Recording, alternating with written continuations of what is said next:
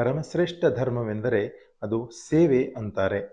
ಅಂಥ ಸೇವಾ ಮಾರ್ಗದಲ್ಲಿ ಪಥಸಂಚಲಿಸುತ್ತಿದೆ ದೇಶದ ಕಟ್ಟಾಳು ರಾಷ್ಟ್ರೀಯ ಸ್ವಯಂ ಸೇವಕ ಸಂಘ RSS.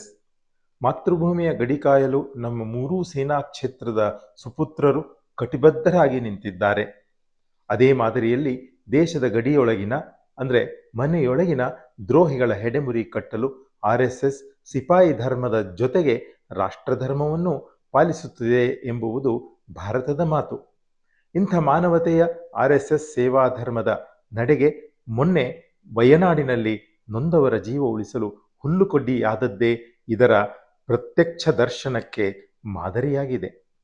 ಆದರೆ ಇಂಥ ಸ್ವಯಂ ಸೇವಕರನ್ನು ಚಡ್ಡಿಗಳೆಂದು ಅಪಹಾಸ್ಯ ಮಾಡುವವರು, ಕೋಮುವಾದಿಗಳು, ಹಿಂದೂ ಭಯೋತ್ಪಾದಕರು ಎಂದು ನಿಂದಿಸುವವರು, RSS ಬಗ್ಗೆ ಸುಳ್ಳು ಆರೋಪ ಮಾಡುವವರು ಈ ದೇಶದಲ್ಲಿ ಅನೇಕರು ಇದ್ದಾರೆ.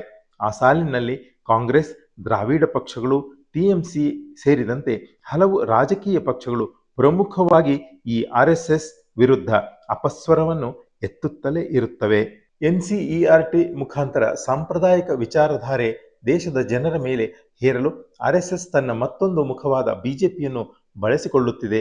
ಪಠ್ಯಕ್ರಮದಲ್ಲಿ ಇರುವ ಸಂವಿಧಾನದ ವಿಚಾರಗಳನ್ನು ತೆಗೆಸಿ ಹಾಕಿ ಚೆಲ್ಲಾಟ ನಡೆಸಿದೆ ಎಂದು ಕಾಂಗ್ರೆಸ್ ಸಂಸತ್ತಿನಲ್ಲಿ ಬೊಬ್ಬೆ ಹೊಡಿತಿದೆ.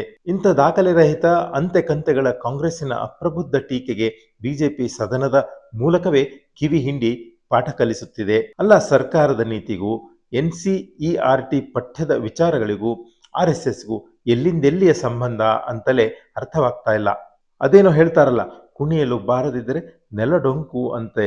ಹಂಗಾಗ್ಬಿಟ್ಟಿದೆ ಇವತ್ತು ಕಾಂಗ್ರೆಸ್ ಸಾರಥ್ಯ ಇರುವ ಇಂಡಿ ಅಲಯನ್ಸ್ ಪರಿಸ್ಥಿತಿ. ಲೋಕಸಭೆಯ ವಿಪಕ್ಷ ನಾಯಕನೋ ಅತ್ಯಂತ ಬಾಲಿಶವಾಗಿ ನಡೆದುಕೊಂಡು ಬಾಲಕ ಬುದ್ಧಿ ಪ್ರದರ್ಶಿಸುತ್ತಾ ಪದೇ ಪದೇ ಜಗತ್ತಿನ ಮುಂದೆ ಭಾರತೀಯರು ತಲೆ ತಗ್ಗಿಸುವಂತೆ ಮಾಡ್ತಾನೆ ಇರ್ತಾರೆ. ಪ್ರಬುದ್ಧರ ಚಾವಡಿ ರಾಜ್ಯಸಭೆಯಲ್ಲಾದರೂ ಸಮರ್ಥವಾಗಿ ಪ್ರತಿಪಕ್ಷ ತನ್ನ ಜವಾಬ್ದಾರಿ ನಿರ್ವಹಿಸುತ್ತದೆ ಅಂತ ಅಂದ್ಕೊಂಡ್ರೆ, ಇಲ್ಲಿ 50-60 ವರ್ಷಗಳ ಸುದೀರ್ಘ ರಾಜಕೀಯ ಅನುಭವ ಇರುವ ಹಿರಿಯರೇ LOP ಆಗಿದ್ದರೂ ಸಹ ಅವರು ಕೂಡ ನಿಖರವಾದ ದಾಖಲೆಯೊಂದಿಗೆ ಸರ್ಕಾರವನ್ನು ಸಿಕ್ಕಿ ಹಾಕಿಸುವಲ್ಲಿ ವಿಫಲವಾಗಿಯೇ ಬಿಡ್ತಾ ಇದ್ದಾರೆ.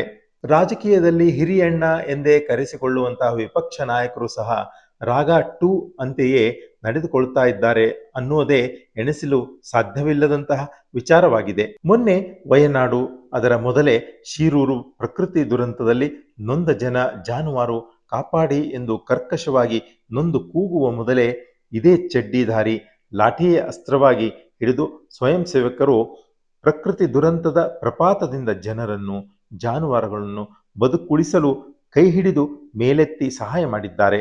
ನಿರಾಶ್ರಿತರಾದ ಅನೇಕ ಅಮಾಯಕರಿಗೆ ಅನ್ನ, ನೀರು, ಆಸರೆಗೆ ನೆರಳಾಗಿದ್ದಾರೆ. ಇಲ್ಲಿ ಕೋಮುವಾದ ಎಲ್ಲಿಂದ ಬರುತ್ತೆ?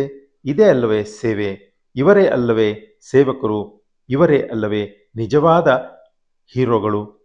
ಆದರೆ RSS ಅನ್ನು ಸದಾ ಹಳದಿ ಕಣ್ಣಿನಿಂದ ನೋಡುವವರು, ಮನೆಯ ಹಜಾರದಲ್ಲಿ ಟೀಕೆ ಮಾಡ್ತಾ ಕಾಲಹರಣ ಮಾಡುವವರು ಎಲ್ಲರೂ ಕೂಡ ಇನ್ನಾದರೂ ಎಚ್ಚೆತ್ತುಕೊಂಡು ಸ್ಲೀಪಿಂಗ್ ಟಂಗ್ ಟಾಕ್ ಬಿಟ್ಟು ಸ್ವಯಂ ಸೇವಕರಂತೆ ರಿಯಲ್ ಆಗಿ ದುರಂತಗಳಾದ ಸಂದರ್ಭಗಳಲ್ಲಿ ನೆರವಿಗೆ ಮುಂದೆ ಬರಬೇಕಾಗಿದೆ.